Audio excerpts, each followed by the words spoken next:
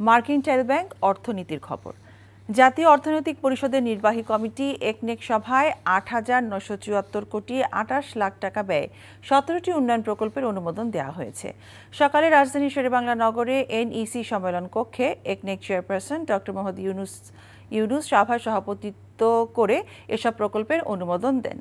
সভায় জানানো হয়, অনুমোদিত প্রকল্পগুলোর মধ্যে সরকারি অর্থায়ন ৩,১৮০ কোটি ৩৪ লাখ টাকা, প্রকল্প ঋণ ৫,৫৬৩ কোটি ৪৩ লাখ এবং সংশ্লিষ্ট সংস্থার নিজস্ব অর্থায়ন ২৩০ কোটি ৫১ লাখ টাকা।